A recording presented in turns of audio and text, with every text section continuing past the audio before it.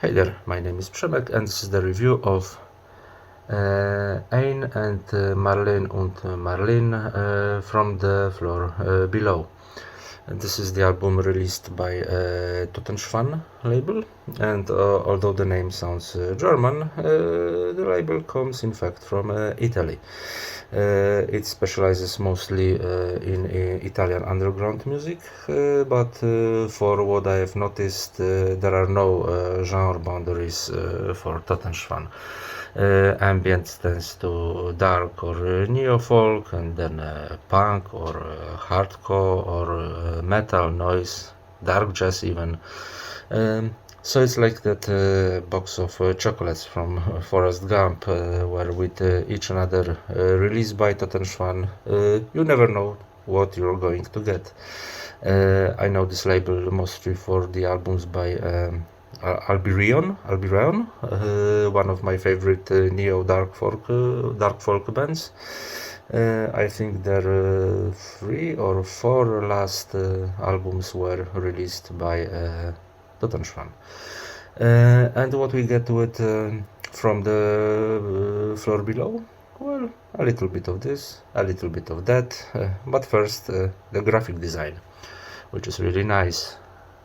As you can see, this is the cover, and here monochrome photos stylized for old vintage horrors or horror reinterpretation of fairy tales,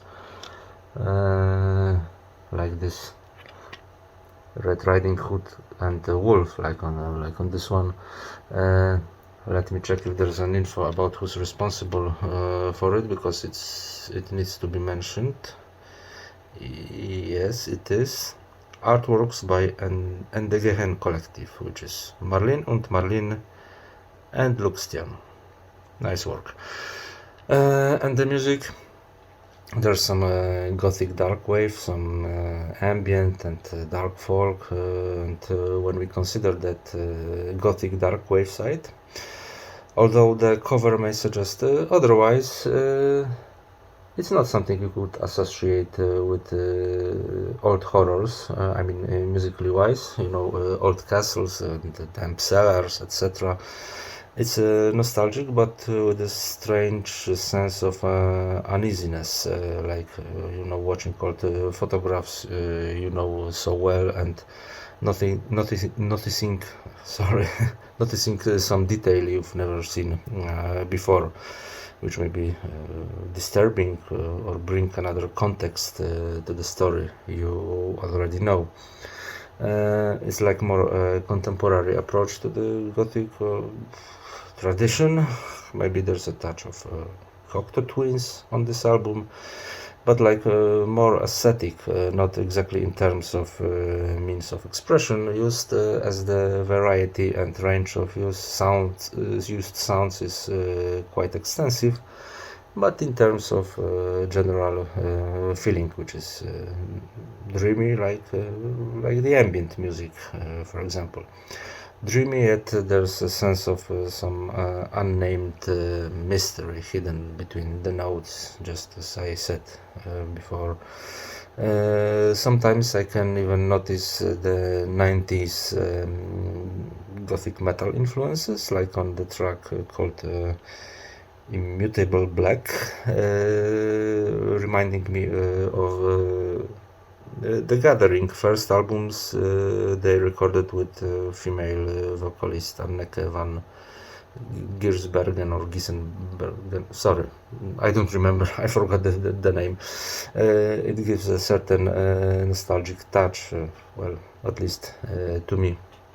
Honestly speaking, I have a small problem with the female vocals expression. The singer's timbre is quite, I don't know how to describe it, drilling perhaps, quite powerful, and it's also I don't know, it's like a teenage singer who wants to show all the power and all the pros of her voice immediately, without leaving any surprises for later.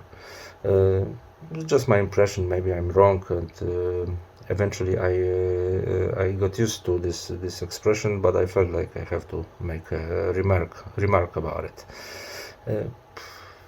Now, when I think of it, it reminds me of some known vocalist of some known band, but I can't find in my memory which one was it, so let's forget about it. In the end, it's a good music for autumn and winter, like right now outside. Pretty cold and black and white, based mostly on guitars, but with good electronic background soundscapes, covering quite a lot of space in the compositions, filling all the gaps or whatever. This album is not something I would listen to every day, but every once in a while, why not? And fans of guitar melancholia should definitely check it out. Okay, that would be it. Thanks for watching and see you soon.